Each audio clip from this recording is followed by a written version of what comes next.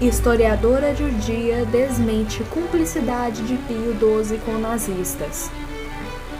A historiadora judia Anna Foa, membro da Associação Europeia de Estudos Judeus, assinalou recentemente que os resultados das investigações revelam que muitos judeus se salvaram durante a Segunda Guerra Mundial pela intervenção de importantes líderes da Igreja, particularmente o Papa Pio XII.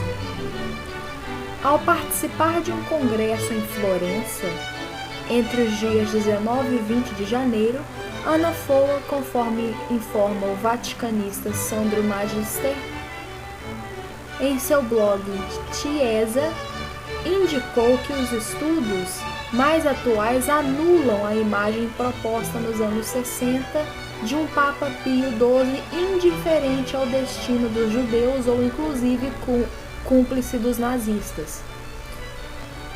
Também professora de História Moderna na Universidade La Sapienza de Roma, indicou que os estudos dos últimos anos evidenciam cada vez mais o papel geral de proteção que a Igreja desempenhou em relação aos judeus durante a ocupação nazi da Itália. De Florença, com o cardeal Dalla Costa, proclamado justo em 2012, a Gênova, com o padre Francesco Repetto, também ele justo, a Milão com o cardeal Schuster, e assim por diante. Naturalmente até Roma, onde a presença do Vaticano, além da existência das zonas extraterritoriais, permitiu a salvação de milhares de judeus. Essas obras de asilo e salvação dos perseguidos, indicou, não poderiam ser fruto de iniciativas a partir de baixo, mas estavam claramente coordenadas e permitidas pelos vértices da Igreja.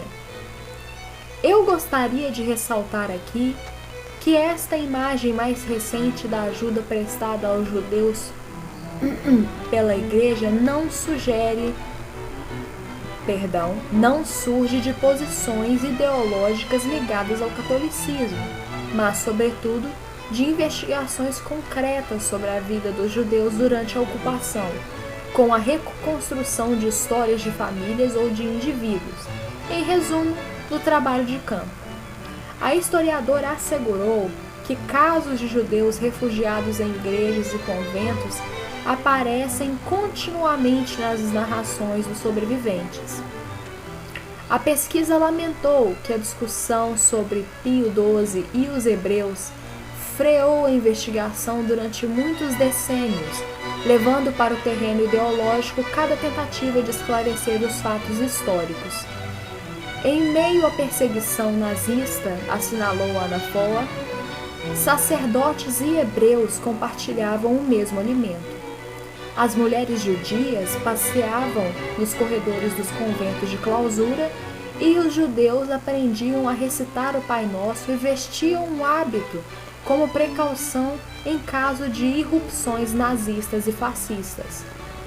Recordando a relação entre judeus e cristãos, que levou a muitos dos primeiros a batizar-se, e que em outros casos ocasionava diálogos respeitosos sobre as religiões, a professora hebreia assinalou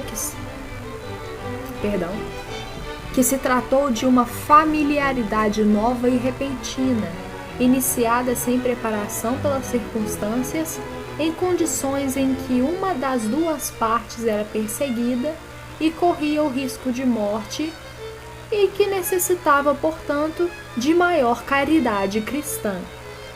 Não se deu sem consequências para o início e a acolhida do diálogo. Um diálogo que ocorreu muito mais tarde, certamente, e que se iniciou, sobretudo, em nível teórico.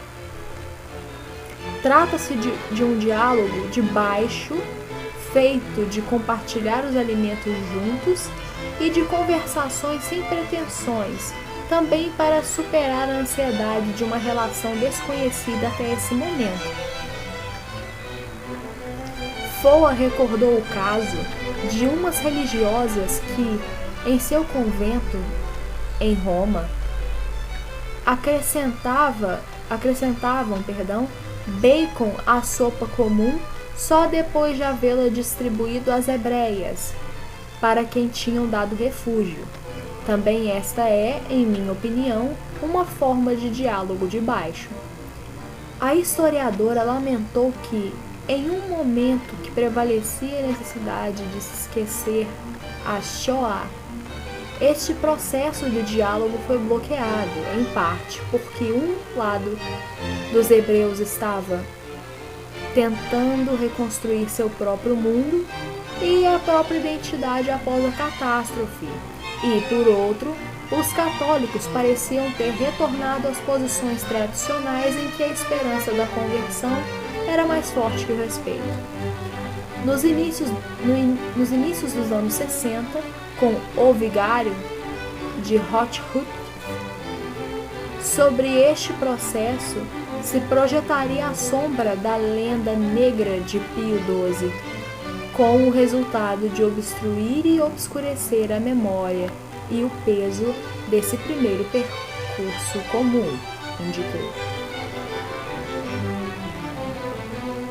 Fonte: www.aciddigital.com